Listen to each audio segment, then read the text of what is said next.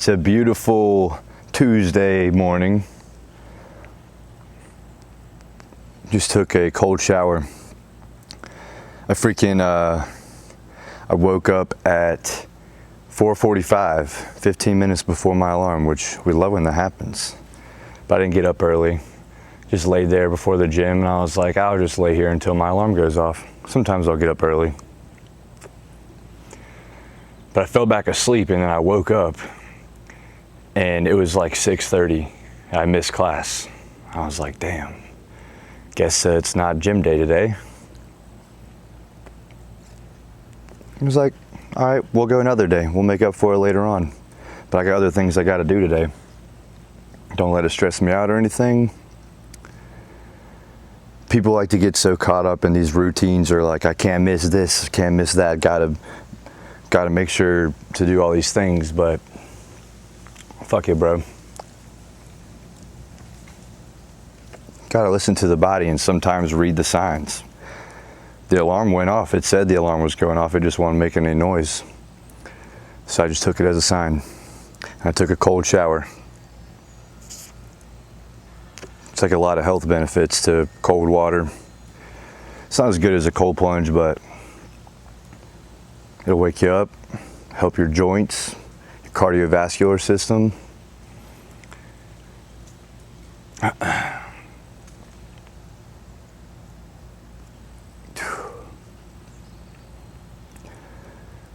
Smoking a Nicaragua series from Monte Cristo. Shout out to Monte Cristo, bro. Been smoking these for years. Monte Cristo. People get so stressed out, dude. Like, if you're stressed all the time, you have anxiety. I have anxiety. You're doing something wrong. You don't have to be stressed out all the time. People be like, oh, it's genetic, it's hereditary. Oh, I'm diagnosed with anxiety. Bitch, everyone has anxiety. You just don't have to be anxious all the time. There's good and there's bad anxiety. Okay, this is when you can be stressed out, all right? Look at what's causing your anxiety. If you're like, I don't know, I'm just anxious, bullshit. You're lying to yourself. You know exactly what it is.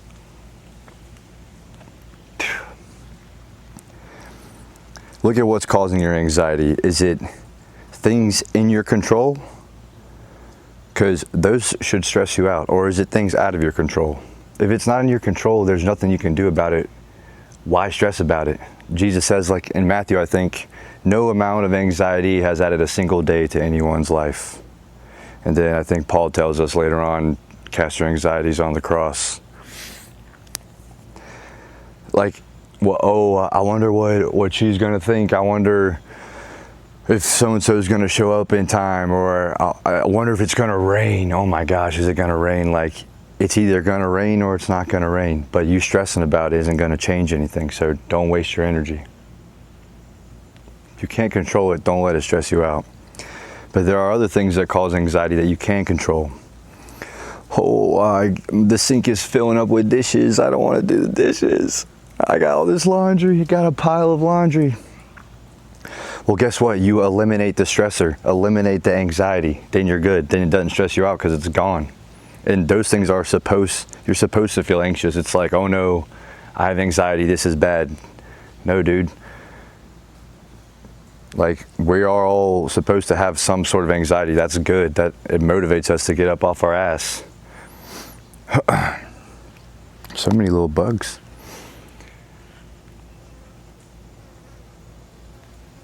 Dale Carnegie said in his book, How to Win Friends and Influence People, one of the strategies of, I forget who it was, but he was talking about his workers, that he needed them to complete a task, some tedious kind of petty task, but it had to be done. And he would simply tell them, hey, let's do this now, because if you don't do it now, then you got to do it later, because either way, it's got to be done. So if you got a pile of laundry and you're not doing anything right now except sitting in your stress, which sometimes is all you can do with anxiety, just sit in it and let it run its course. But when you know what's causing it, freaking do the laundry. Because if you don't, then you're going to have to do it later. You're going to be stressed out all over again.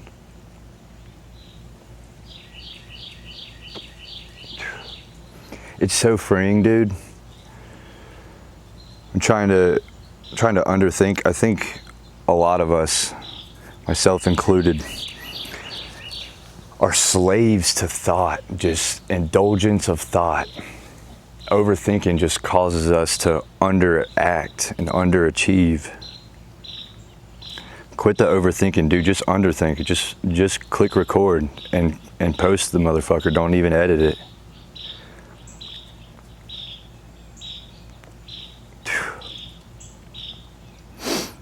It's so freeing. Cast your anxieties on the cross.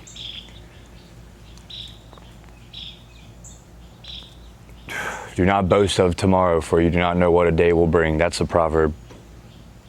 It's like 21 or something. Or 1:1, no, can't remember. But if you are able to let go of any shit given to what anyone thinks besides God, it's so nice. Because people in the world are always going to criticize, and they're only around to impress other critics.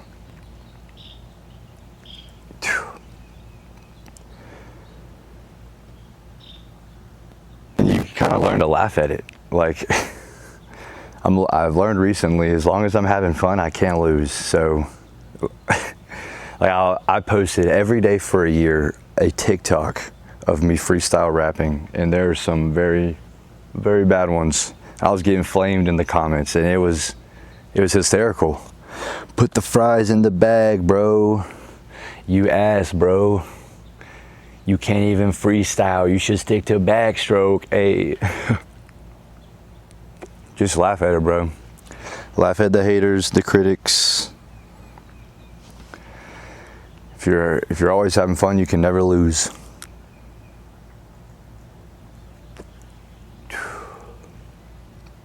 Who are you really trying to impress? You know? Your parents, your friends, a girl or a dude. If you let go of all that, you'll probably end up impressing them even more when you only focus on your interests and your purpose. When you know what you want and you have goals set, you have a sense of direction, it's very attractive. I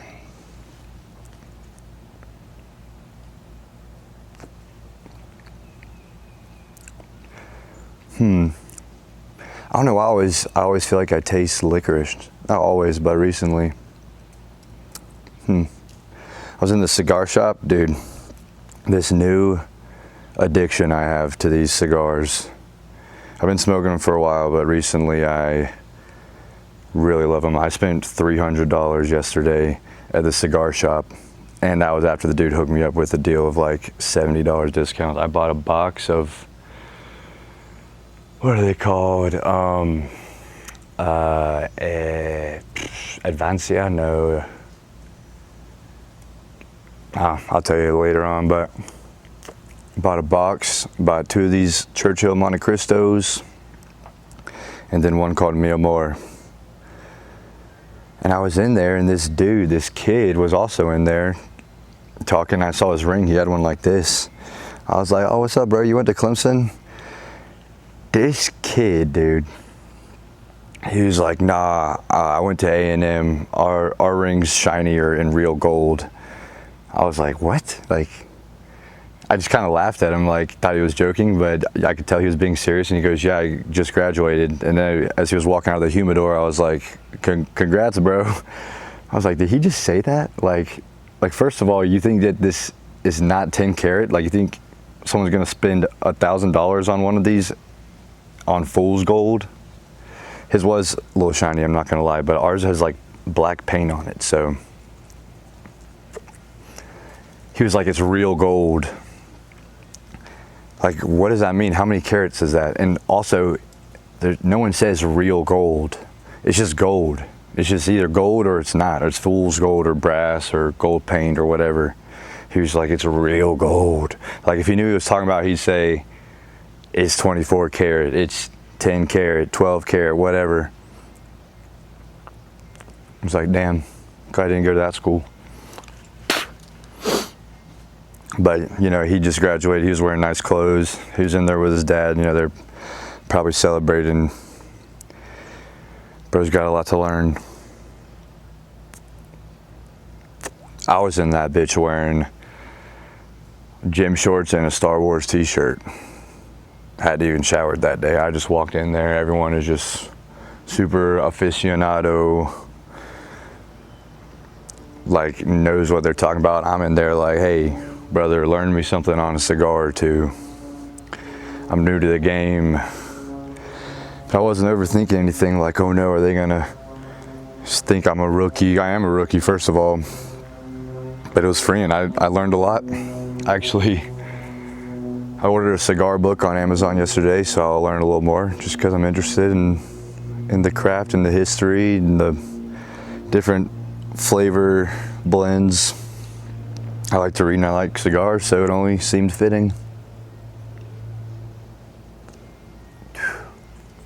Ours is shinier and real gold. I'm like, damn. There's some similar rings to the Clemson ring. It's A&M and the Citadel. A lot of people wear those. But yeah, don't overthink. Like, why would you feel a need to say something like that? You know, poor guy.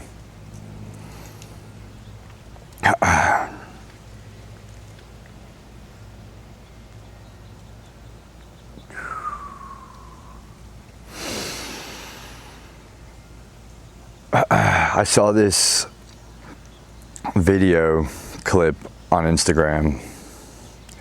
This, like my siblings and I will send each other Lord of the Rings content just because Lord of the Rings is the best. And it was this, they had the music playing in the background, and it was this guy.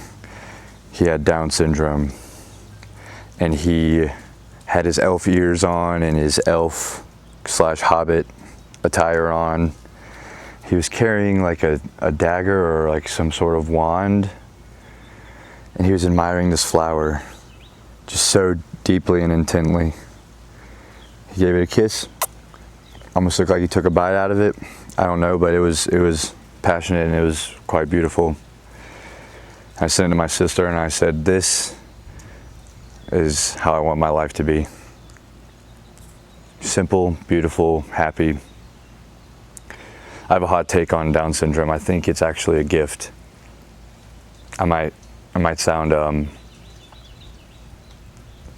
ignorant when I say this, but think about this, okay? Think about this.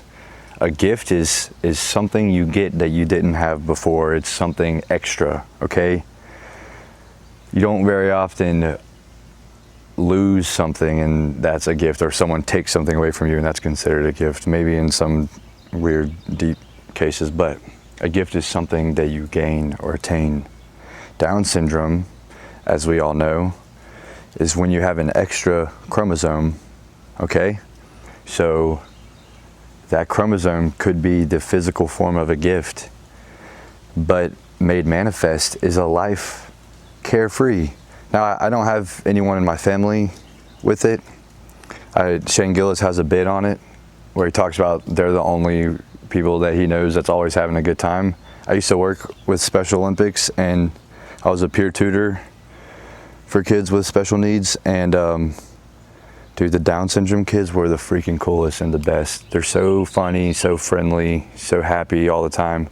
I know that they have episodes or they might throw a tantrum, but who doesn't, you know? Who doesn't have a bad day? You gotta have the bad days to recognize the good days.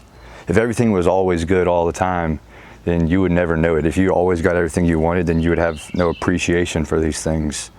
You've got to be deprived of something to appreciate it. You don't know what you got till it's gone, kind of thing.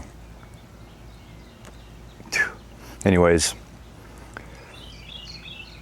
the simple life, you know, The little things, the beautiful, the flowers, the birds singing.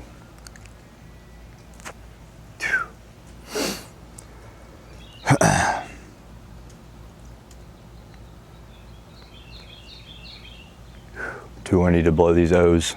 A.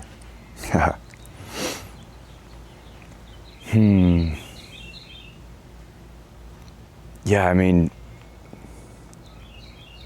we could waste so much time thinking about how we're going to do something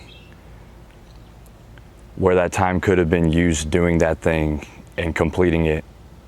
And then at the point when you would have started it because you were overthinking, if you started it earlier, then you could use that time to refine it, perfect it, do another thing.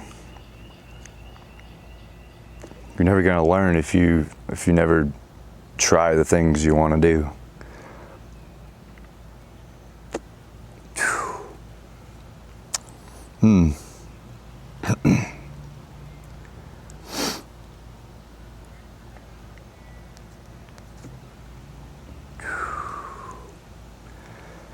Don't be stressed out, dude. If you're watching this video, just take a deep breath, have a cup of coffee, smoke a cigar, crank out some push-ups, do whatever it is. Do something that serves you. Let strength be your guide. If it makes you stronger, great, keep it up. If it doesn't, if it makes you weaker, eliminate it. Hope you have a blessed day and a blessed life.